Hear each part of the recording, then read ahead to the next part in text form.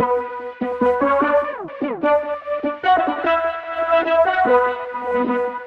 everybody, welcome back to another fantastic edition of the His and Her Money Show, where we make it our business to help you take dominion over your money and your life. Thank you for tuning in because you could be watching and listening to a whole lot of other content. But the fact that you're here at the His and Her Money Show, we want you to know that we are grateful and we do not take it for granted. Thank you. Thank you. Thank you. And today we will not disappoint you. We have a very special guest, a very special episode and topic that I know that you need. I don't care what your situation is, where you at in life, socioeconomic status, political affiliation, denomination. You need this content that we're about to give you today because we all battle with the topic at hand today. We're going to be talking about giving ourselves permission to live free. Because what's the point of living if you're not going to live free? We have a finite amount of time to maximize all that God has sent us to this earth to do. And sometimes it can get a little tricky. That's understandable, but we're going to tackle that today, and we're going to tackle it in a major way with our very special guest, Dr. Jackie Greene. And she has written a phenomenal new book called Permission to Live Free. She's going to unpack that to help us all make sure that we are using our days to the fullest. So I'm excited. I hope you're excited. Like we always tell you, get your pen and paper ready to take notes, get your iPad open, because it's not our goal to just give you entertainment, but we want to equip you with what you need to take dominion over your money and your life. So I'm not going to belabor this any longer. Let's go get Dr. Jackie so we can learn from her and all grow together. Hey, Dr. Jackie, welcome to the His and Her Money Show. Thank you for having me. Such a pleasure. We are excited to have you here. My wife and I have been super fans of your ministry, along with your husband and all the work that you all have done for the body and the world just at large. So we're excited that we were able to make this interview happen. Some people, though, they're being introduced to you for the first time right here and right now. So for anybody that fits in that category, can you just say hello and kind of let them know a little bit about who you are and what you're about? How y'all doing, His and Her Money Show family? I am Dr. Jackie. I would describe myself as this fiery, fast talking, passionate country girl from Georgia. I am the girl down the street. At the same time, I am a woman that really believes in elevating people's perspective by the revelation that I received from walking out life with the Lord. I believe that in anything that I learn, that I have a responsibility to give that same truth to help people to understand and to be encouraged to go forward with that same understanding. And so that's what I'm all about. I'm all about seeing people grow, people move, people become the best version of who they were created to be from the beginning. And so, yeah, I'm all things teacher, pastor. I'm a mommy. I love my husband. My husband and I are best friends. We are co-pastor in the church together. I love the body, and I love being able to edify the body in any way I can. Now, every time I've seen you, every time I've heard you, you've been fired up. Okay. Like there's a passion in you that's unmistakable and unlike any other. Where does that come from? Why are you so fired up about the work that you do and the people you're called to? I think a part of it is heritage, and I mean spiritual and physical. I think naturally there was a part of God's wiring for me in that He gave me a Ghanaian father. He's from Ghana, West Africa, and he is fiery, very resolute in what he believes, and that's just how I am. I don't do anything halfway, and if I give my word to something, if I'm gonna speak about something, I'm going to speak from a place that I have fully understood that thing and I believe it with all my heart because I believe those are the types of things that change people. For me, the things that I'm speaking about or that I share about, those are things that have really hit my life or hit somebody's life that I've walked alongside and I've seen real change. What I believe about the word of God and the life that I went on a journey with him to be able to build and live is that it works. And I think that's a lot of that's a lot, if you talk to people that are billionaires, they are passionate when they talk about money because they found principles that work. The word of God and the things that the Lord has done in me actually worked for me. So when I talk about him being a healer, I'm not speaking by something that I heard about. I'm speaking about something I've actually experienced. And so that's where the passion comes from because it's actually changed my life and I want people to experience that same change. Now, the first time I was introduced to you, you were not there. I was listening to your husband's album. For those who are unaware, your husband is Grammy-nominated singer Travis Greene, and you all co-pastor Ford City in South Carolina. And on his album, he said he was giving a testimony about your son, your first, and he said, "My wife and I, we mustered up all the faith we had, and we said we trust God too much to give up." Where did that deep well of faith come from? How can the person listening kind of cultivate that level of faith within themselves? I think it takes a Bible teaching church, number one.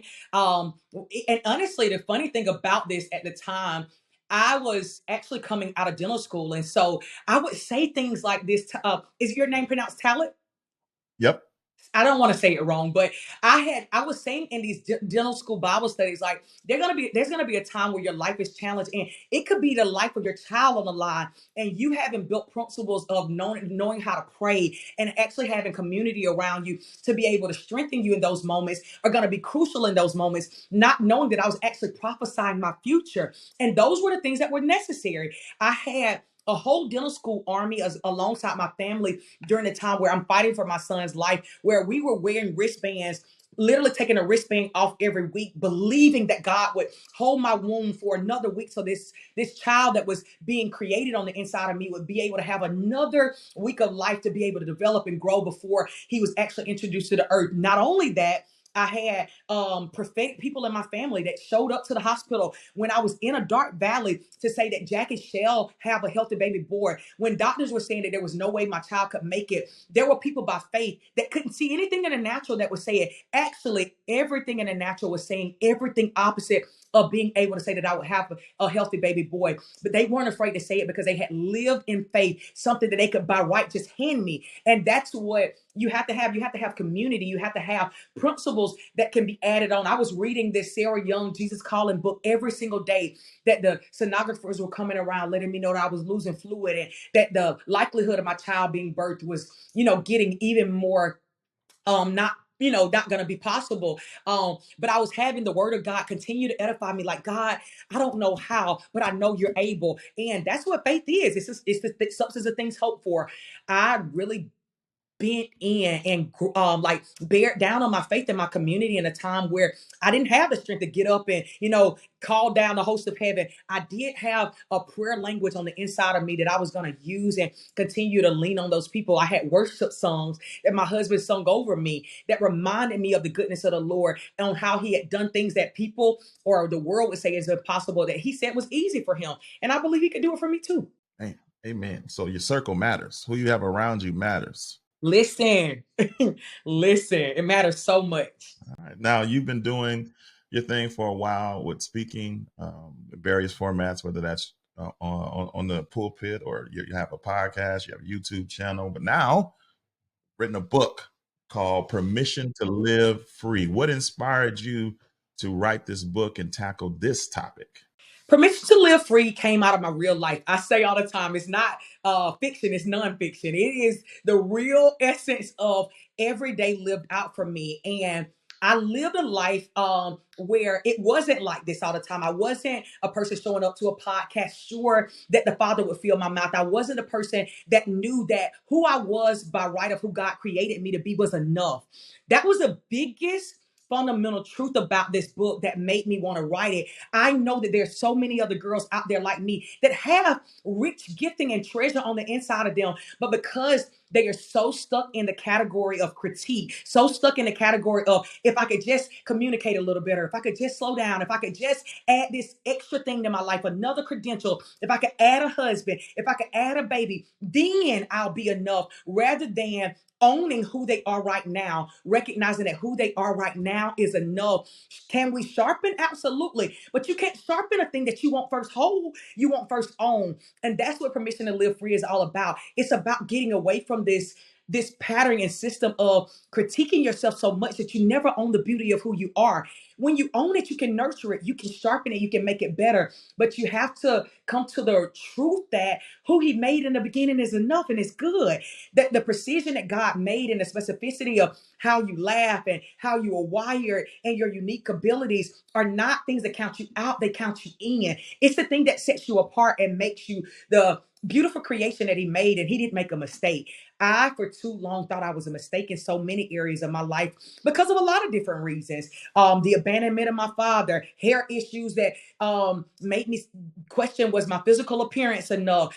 Having to stand alongside another man that was so accomplished and being a novice in different areas. It was a lot of things that made me question those things. But I had to learn to finally harness and grab a hold to own by permission that I could step over the hurdles of people pleasing and the trauma of my daddy leaving and the comfortability of being a doctor, but having to learn to be a pastor. Like I had to get over those things that were causing me to not feeling supported. It's all these things that I know so many women face and struggle with that I wanted to give voice to because I was without voice for so long. I wanted to show up to be voice for somebody else so they wouldn't stay paralyzed or living, but not living free for as long as I did. Oh, I know that. I heard you say one time, and during my research, that it wasn't just about you finding like different tools for your tool belt on this journey, but there was also a lot of things that you had to unlearn. That was a big part of you getting to this place. Would you mind sharing a couple of those for the listener that may not realize that there's some things that they're going to have to unlearn, as well as some things that they're going to have to add to their tool belt?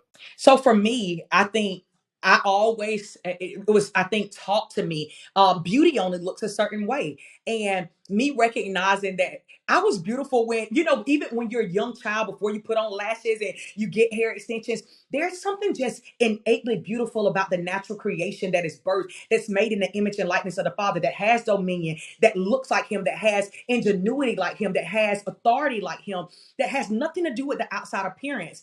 I had to unlearn what culture taught me, that beauty or the thing that sets you apart is everything to do with the outside. I didn't have that when I was a young girl. I actually started out as like a 4-year old singing in a choir, putting on my mama long earrings. I would stand up and testify before anybody gave me permission to do it. It was like what was in me. I would stand up and I would tell them about how I believed God could heal my headache and He could help me with the test. That's beauty. Beauty has so much more to do with what's within than without. It only edifies what's on the outside. And so that was a part of me unlearning. I had to unlearn what success was. For so long, I thought success was only certain outcomes.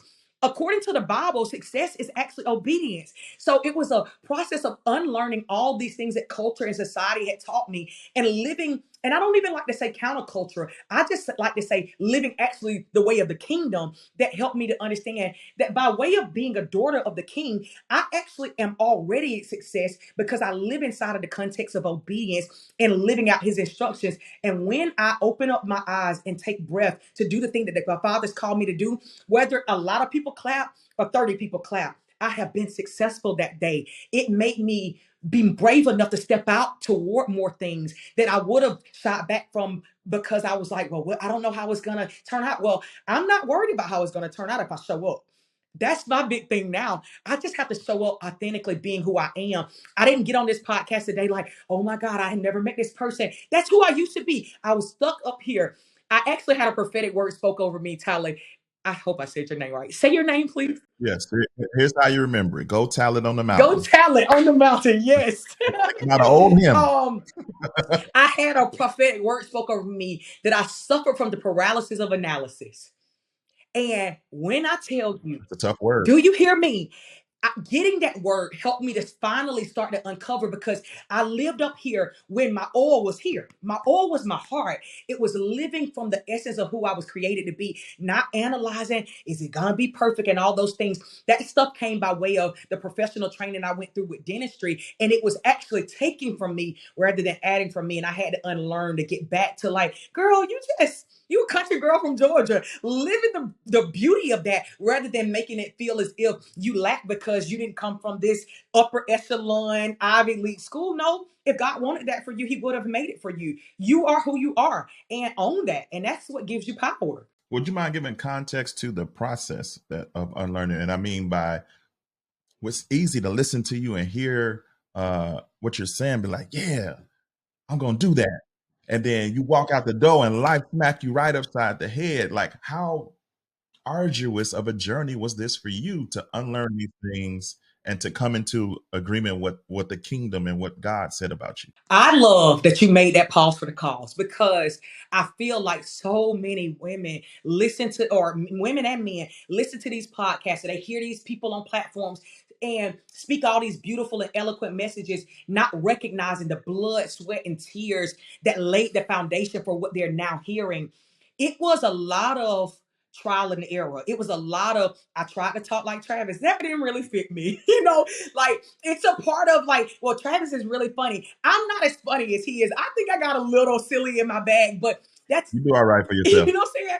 That's actually a dominant strength of his. I had to learn Yeah. my own voice by learning what I wasn't, and recognizing that although I may not be at, so if we're on a scale of 100, even if I'm at 30%, that doesn't mean I fail, because so many times I felt like, because I struck the ground, and although I might have gained a little bit more, meaning like I wasn't afraid this time. Yeah, I might have shook this time and I might didn't get my words out clear. Didn't mean I failed. I made it further than I was before. And so I'm saying to the woman of permission, to the man of permission, give yourself grace for the journey, because no one gets around it being a journey. You're going to have to make some space and give time. And time is just a part of the equation for you to actually have some time with yourself to say, like, I like this about myself. Or, okay, I walked in that room today and I didn't ask for permission again for them to say, like, did my outfit look good? I had to tell myself before I walked out the door today, Jackie, you look good. And if nobody says anything about your hair, your makeup, or whatever, you're got to be okay with that. And I would go through the process of telling myself that, and maybe going in the room and maybe feeling that thing of like, I wish somebody would say something, and then having to go back to my time with the Father and saying, God, why was I still needing that? Can you give me language through the Word of God to actually feel those voices? So I had to retrain myself to learn to not do the thing that I had been so accustomed to doing, where I wasn't seeking the affirmation from without. I had to create space in my early part of every day to get from the Father the affirmation that we all need. Affirmation isn't bad. Affirmation is bad when you're looking for it from the wrong place. And so I had to, like, train myself to slow down. Hey, babe, like, yeah, you need affirmation. You need clarity to be able to walk out and do the thing the Father said. And so the thing that I did before I got on this podcast, that I've learned to do before I take any stage, Daddy, what do you want to articulate? Can you remind me that I'm a gift? Because even more than what I say, me believing that I have something to give allows me to be able to give it. It's like I had to get so secure in the Father pouring into and building me up as a person, that what I would give out of me would be good for somebody to eat of. It was a process of me, like, pouring into me. And for so long, I only poured into the expectations of other people and poured into other people. I could help build anybody else, but I was never taking time to learn me. What makes you happy? What refuels you? What adds to you? What motivates you? Too many women aren't taking time for that. Too many men aren't taking time for that. And I think it's a part of that journey that you talk about of unlearning. You can't unlearn a thing that you're not giving time to. When you get ready to go study anything, a part of that study is you taking time to actually get to know, like, what are you looking for when you go in those rooms, or when you say those things like, I'm Dr. So and so. Like, why did you announce yourself that way? Like, I had to get real honest with myself. It's a lot of, like, real truth that comes into the equation of unlearning. I had to be honest, like, you don't put the weave in to manage, like, because it's easier to manage. You put the weave in because you feel like you're ugly without it. So I had to face ugly truths. I had to recognize what I wasn't. All those things go into that process of, like, oh, now I actually like who I am, because I was willing to face the things that made me cry. Like, I can remember coming off stage and my husband having to, tell me, like, no, baby, you did a good job. And being in the shower where, some people might have been edified, but I cried tears that burned my face because I didn't get the word right and I misquoted this and I didn't do it. Well, I'm just saying to any person listening to me, if you don't start, and if you don't start, and it might be some misquotes, and you might get some things wrong, you'll never get it right. You gotta start somewhere to go on a journey to get better. And that for me was a part of me getting to where I am. Whew, I know that was a man, I lot. got so no, that was a lot of goodness. Because again, if we just this is revelation for me for you, because just looking at you from a distance, it's almost like you came out the womb like this, like ready to put the microphone in my hand right now. I'm ready to deliver the word of the Lord. And people look at me the same way. We've been doing this platform for 10 years, and people don't realize how terrified Listen. I was of public speaking, to the point I have three college degrees, but the first time that I tried to go to college with just an associate's degree in general studies, and I didn't get that degree because I refused to take speech Mm. because I was terrified to speak in front of anybody. And so sometimes it's that where that fear is, or where that hesitation is the very thing that It's God the has place of called you to oil. do. But you'll never get there without giving yourself permission to live free. And so I want to talk about recognition, because you gave us in the book 7 signs that you might not be living free yet. Because for some people, they maybe think they out here exactly in God's will, doing it God's way and not hindered at all. But you gave some clues, like maybe you're not as free as you think you are. We don't have time to go through them all. Get the book so you can get them all. Can you give us a couple of signs to help us recognize that maybe there's some more work that we might need to do?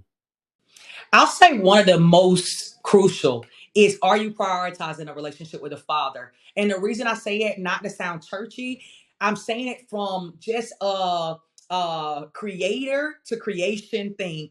The manufacturer of a car, uh, in separated from the thing that he's created, the car isn't going to function as well if it never goes back to the hands in which it created it. And so I say that because you will sometimes, I say people like my mom used to say to me when I was struggling with weave, she would say like, Jackie, just take your hair, take that weave out and just put your hair in a ponytail. I was like, oh no, mama, that's not me. Because what for me at the time authenticity was my Beyonce weave, because that was all I knew. I had not lived in the face of my creator long enough for him to actually expose to me, okay, I'm doing this thing. Why do I do this? Is this actually how I was birthed to do this thing?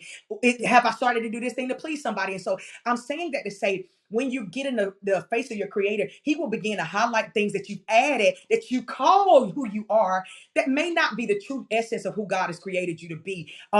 Things like people pleasing is a part of that list, where most of your thoughts are about what other people are going to think about you rather than your own thought about yourself. Your ability to pause and say, when I walk in a room or when I take the stage, am I so consumed with, oh, I gotta, let the people know from where I came from that I'm making it out there? Is that the driving force for why you do what you do? Or is it that you spent time with the Lord and you're prioritizing the thing that he said for your life for this season? Because you're going to be much more successful if you're doing it by right of the Father, you pushing you into something rather than you trying to prove something to somebody else. And so those are just a few of the things that I would just name that were real telltale signs for me. When I got to the place where every one of my thoughts wasn't about like, ooh, what they gonna think about my hair? It was like, girl, do you like these parts in the side of your head? Like, it's like that. Like, do you like your country flair? It was when I was coming to understand, like, oh, this is who I am. When I got in the face of the Lord and I recognized, like, I really come alive when I get to share with people truths and revelations that I've gained. That's a part of my makeup, encouraging people and equipping them and edifying them. I come alive with mentorship. That's a part of who I am. Like the Beyonce we can go, edifying people will leave me unfulfilled. Like showing up for my children to show, like to teach them or helping add to my husband, I actually lack a part of who I am. And I learned to be able to differentiate the difference between things that I've added versus things that are actually innate to add and bring fulfillment to my life. And so I think those things will help you to know when maybe you settled for what you've only known and might be good, but there may be a greater version and you still out there and available.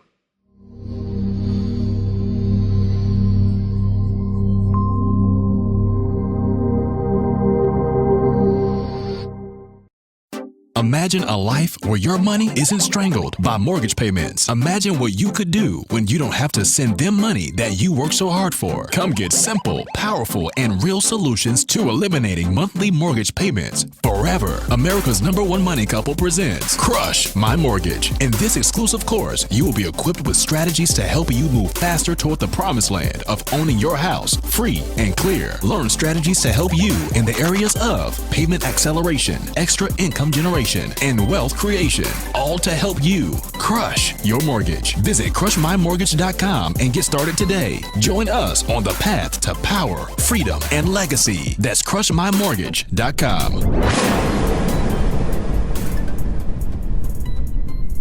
You also talk about in the book how it is super dangerous for us to cling to worldly things to find our worth. How do we recognize if we're clinging to worldly things to find our worth? And what can we do to unlearn that behavior? My husband and I have a thing that we do probably once a quarter or so. I mean, at least once a year. Is there anything in my life that I own that I wouldn't be willing to give up? Like, what, and I mean, it could be down to this permission platform. It could be a car we have.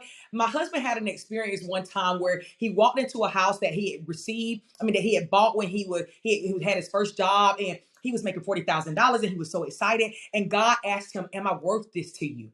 And it's one of the stories that marked my life. It was similar to a time when I was walking on campus and God asked me, "Jackie, what do you want to be known for?"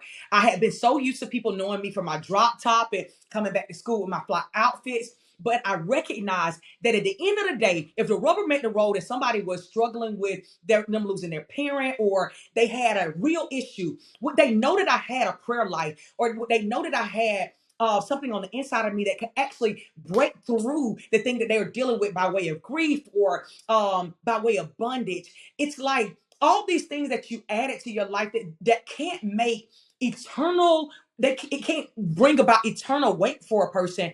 They don't mean as much as they do in terms of the balance of an eternal scale as they might mean in a season for you feeling like you're winning or something of that nature.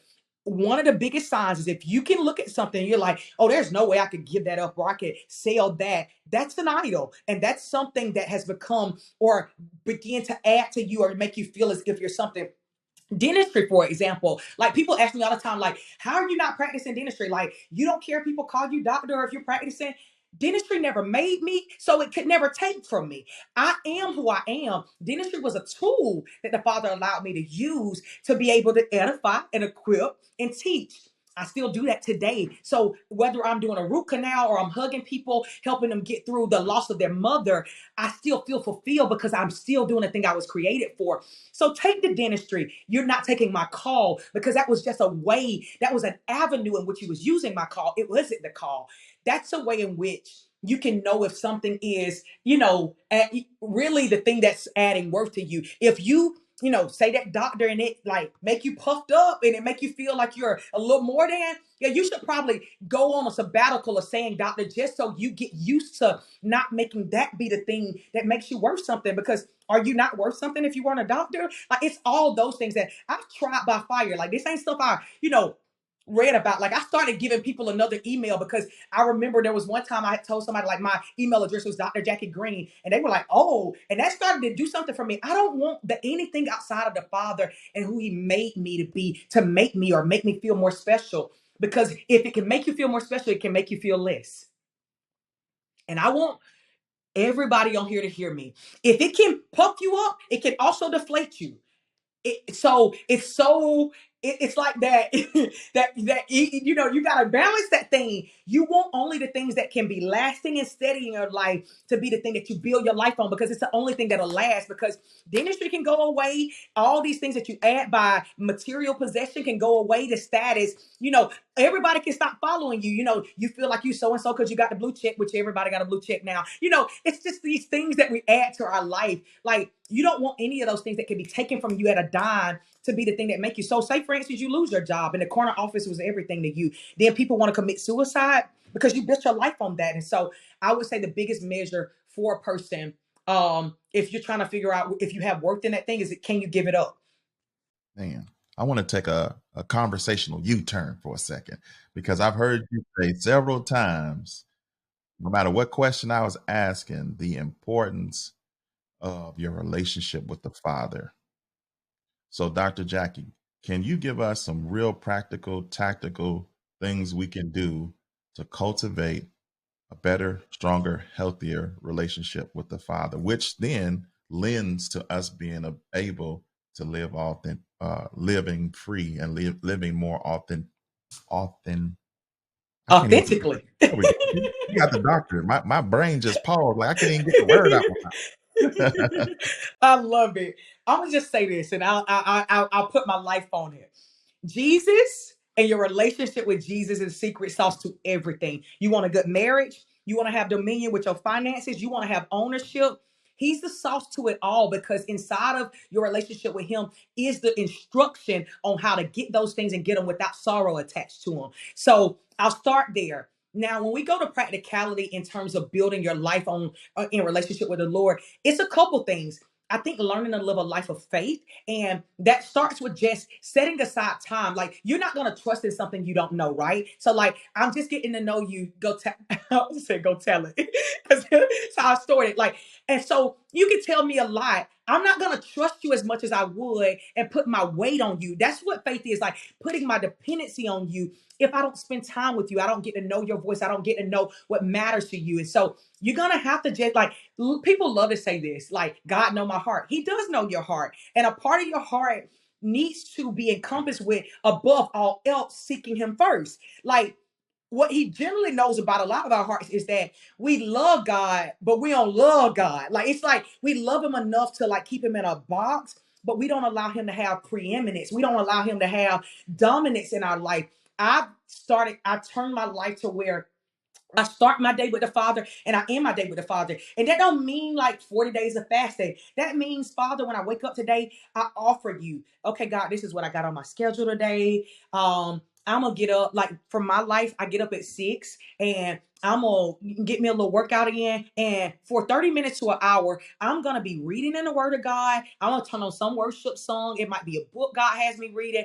And I'm gonna be trying to extract from that word what God wants me to know. I love to say it like this: I read the word until the word reads me. That could be one verse. Like today, I got stuck on Proverbs 3, 5, and 6 because we were talking about gaining clarity and discernment. And the Father was talking to me about how we want to be replete, which means we want to be full of clarity and discernment, but that comes from Him. And so the only way I do it is by learning to trust in Him. And the only way I'll trust in Him is if I stop trusting in me. I think many times we don't get more of God because we never get less of us, and that's a hard thing to learn. I've had to learn that although I may have a perspective about something, I may have a way that I look at something, my ability to go to the Word of God or go into time with the Father and say, God, you can change this. You could rearrange my day. You could give me a different perspective about what I was thinking about the situation, and I'm willing and open to be able to take that perspective and go forward. Is a part of it.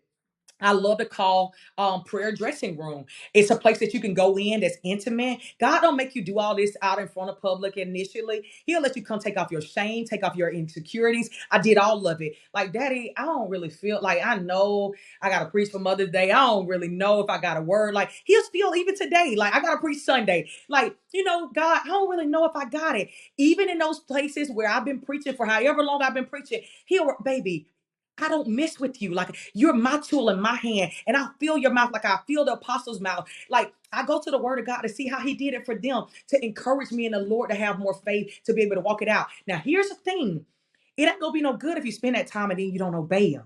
So, a part of the faith that you build in terms of spending time with the Father is obedience to actually do what He says, and that's just one small step at a time. You don't have to overwhelm yourself.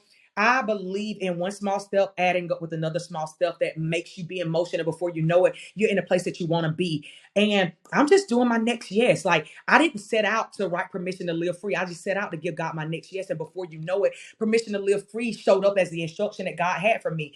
No different than, mommying was the thing that He was asking for in one season. So I would just say those are some of the principles. I love to journal. I write down the prayers and the things and instructions that God has given me so I don't forget the thing that He's told me, as another way to build my relationship with the Lord. But more than anything, you got to get some time in the Word of God. That was the one thing that changed me more than anything, because I learned what was promised to me. I learned who I was supposed to be.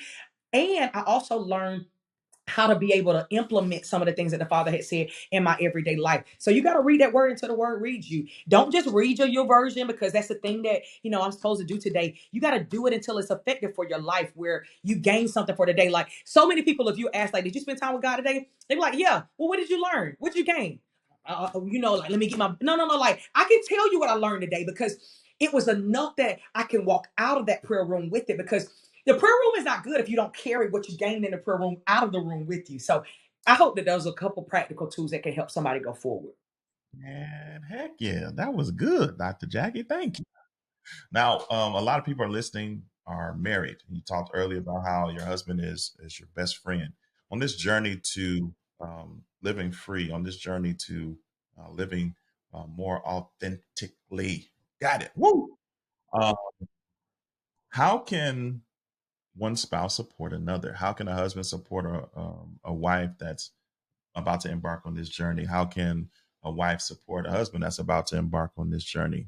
How did that go for you all? Man, I can tell you that it wasn't as strong as it is today, and it's a journey, and grace for the journey is necessary. Because as you are as you are developing into a new version of you, your counterpart has to adjust to that.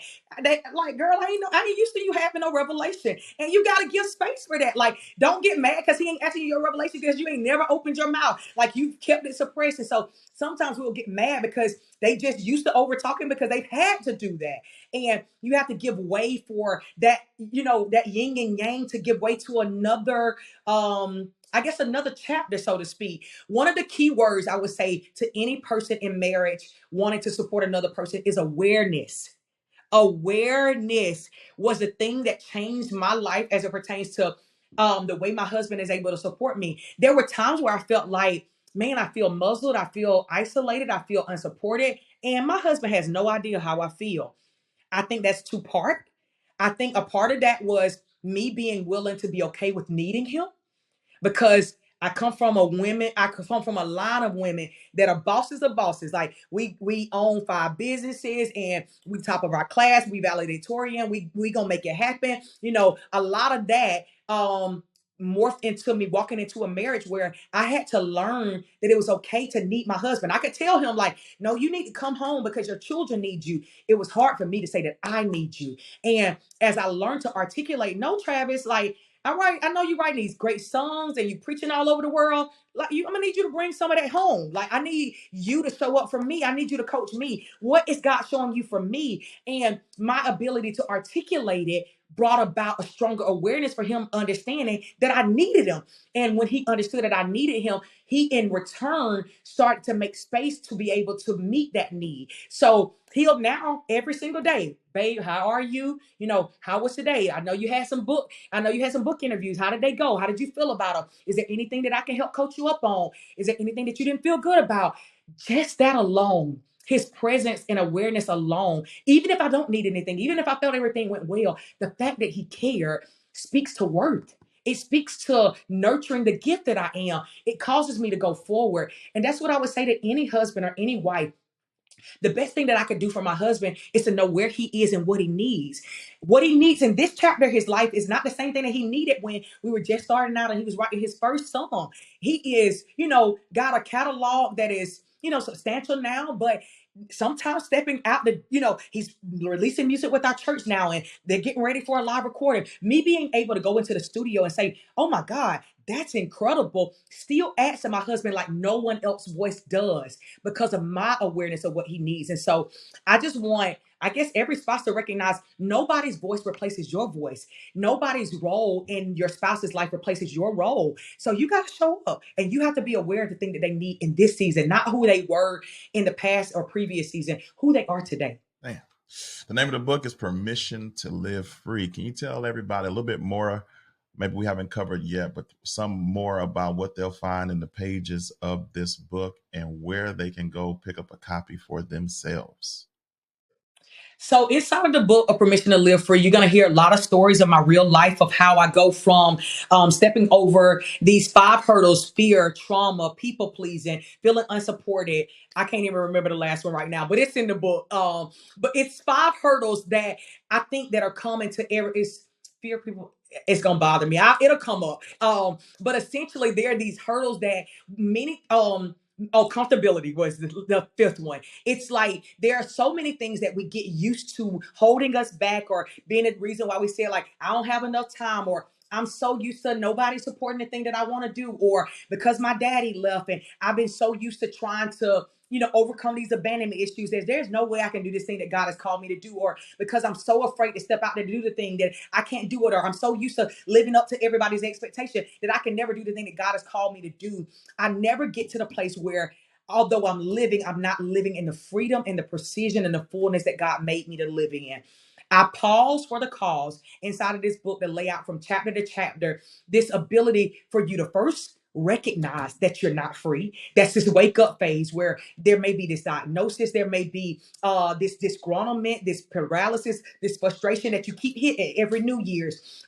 It might be retirement for you, where you feel like time has run out. There are these different indicators that come in life where God is so God and so gracious that He will allow us to be waking up to recognize that although I've been living, I haven't been living in the fullness of what He's made me to live in. And after recognizing it, what are you going to do about it? So then we'll walk through a process of talking through some of the hurdles that we might have to overcome. That might mean you might need to get a therapist to deal with the trauma that you dealt with during the molestation or the grief of your parent or whatever the case may be. We cannot just say that we've gone through something. You haven't gone through it unless you got to the other side of it. And that's what I'm challenging people through the pages of these books, not to just experience something, but to actually get through the thing that you've experienced. And so I'm saying I'm no longer giving you the past of what you've lived through. I'm saying you're going to have to experience it and go through whatever's necessary for you to step over that hurdle to walk into the next level of fullness. And a part of that walk into the next step is recognizing some of the ways that you've been counterfeit because of those hurdles,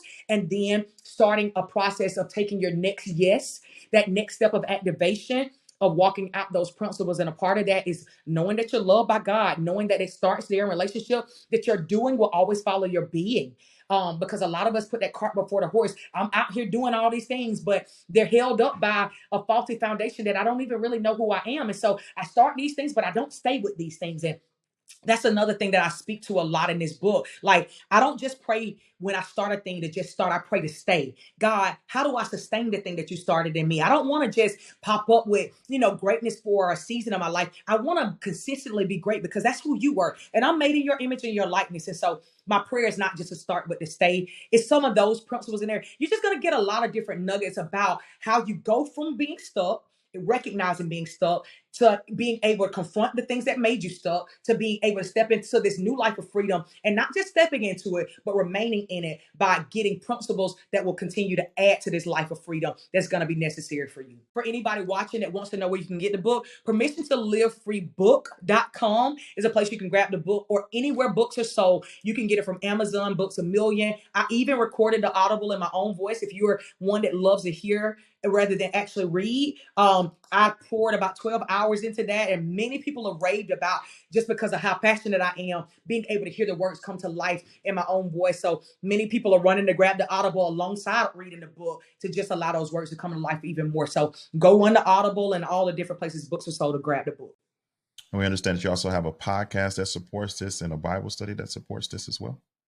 We do. Permission to Live Free is supported through Permission Talk, which is my podcast. And so it's all things freedom talk, where we are on there being able to share real life stories. It's not always celebrities on there. There are real life women that are waking up every day to go to work, that are learning how to navigate marriage, learning how to gain a prayer life, learning how to gain even greater acumen in terms of finances. I've had the Anthony O'Neills come on to just share understanding. I mean, we're speaking to the woman as a whole. I don't believe that you live in freedom if you live just isolated to dominating one area. No, no, no, no. He wants you to have dominion in all aspects of life. And so that's what Permission Talks does. It pushes every single aspect of the woman or man being built up in the different things that God has called them to. Awesome. And I'm sure that everybody, if they're not already, wants to follow you and keep up with you on social media. How would they do that? Dr. Jackie Greene on all social media platforms. That's TikTok, which my young people around here trying to make me do all these little new TikToks and things. Instagram, Facebook everything is at Dr. Jackie Greene. Awesome. Lastly, as we conclude, Dr. Jackie, what advice would you give to someone who may be struggling to live authentically, struggling to live free? They heard everything that you said, and you kind of nudged them in the right direction, but man, the weight, the trauma, the hurt so deep that they still feeling kind of weighed down, even in finding some hope in your words that you've given thus far. If you had a chance to really, sit down with them one-on-one and kind of get them moving, get them in gear, in motion, what would you try and tell them? I would tell you first, you're a gift where you are, not where you hope to be, not where you're going to be 3 years from now. Right where you are, with the trauma that you feel, with the pain that you feel, with whatever inadequacy that may feel to loom so heavily over your head. Where you are right now, is a gift. And I call it a gift because it was something created by the Father, someone who set the galaxies in motions, and he don't just set stuff in motion, he sustains them.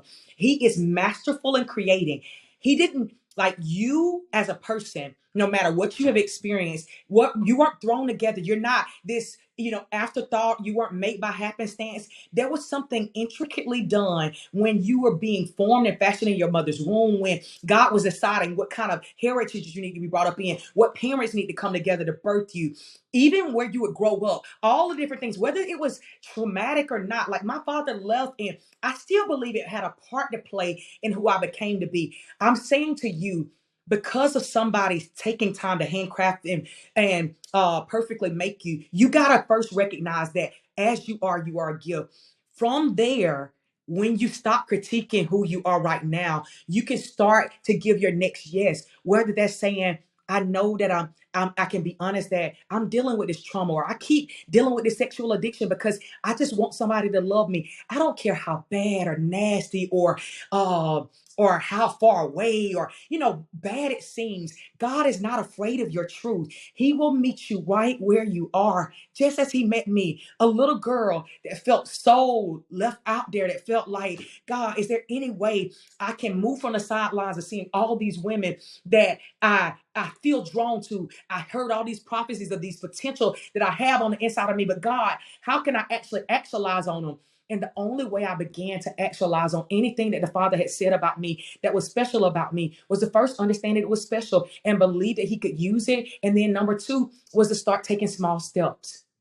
I cannot emphasize how important those small steps are. You might call them insignificant. You might think you just being consistent with writing in your journal for 30 days, or you being able to finally say I'm sorry when it's been hard for you to say I'm sorry for 30 years. You might think that that's a small thing. It might be the one monumental thing that shifts everything in your life. I'm saying you finally going to betterhelp.com to get a therapist might be the game changer. You taking a small guess could like turn your life on its head and set you into a path that you could have never imagined for your life. I'm telling you by experience what happened to me. I was a girl that was sitting at home, had a lot of babies, that had supported a husband, get all these accolades, had pushed all these women into purpose, and felt like nobody cared about me. I felt unsupported. I felt like what I had to give was insignificant. It didn't matter. And in a moment where I finally said, God, I'm going to stop critiquing me, and I'm going to trust that what you made is enough. And I'm going to start to do whatever you say. If you tell me to get up at 6, I'm going to get up at 6. If you tell me to write a book and it had to be self-published first, and it seemed like it didn't go nowhere, and it took a year before it got into the hands of a literary agent, and then it was nationally released, I'm going to do that one little thing. If you tell me to just show up at church and give all of myself, and if I feel like I have something to say, even though I'm used to Travis, navigating those environments, I'm going to just do the thing that I sense you're asking me to do. You'll be amazed at what those little nudges of obedience is leading you into. He wants you to be free. Stop pushing away those little nudges that he's giving you to lead you into freedom, because that's what he is. He's a good shepherd that's wanted to lead you into a life of abundance. And that life of abundance is only found in the small nudges of a yes. So activate today by giving a simple yes. This podcast might be your yes of like, yep, I felt like God told me to turn on this podcast. It might be the thing that unlocked everything. That's what I'm saying. But give your next yes after that, and before you know it, you'll be living inside monumental yeses that have birthed a new life of freedom for your life. Phenomenal. Thank you so much. Thank you for taking time out of your super busy schedule to come by the His and Her Money show and share all of this incredible wisdom with us today. I feel so honored and so privileged to get to know you as well. Thank you. There you have it, ladies and gentlemen. Another fantastic edition of the His and Her Money Show is complete. The name of the book is Permission to Live Free. The name of the author is Dr. Jackie Greene. We have a link in the show notes of this episode that you can get the book right away and get started on this journey. Give yourself the permission to live free so you can live the life that God created for you. That's all we got for this time, guys. It's been great. Until next time, peace.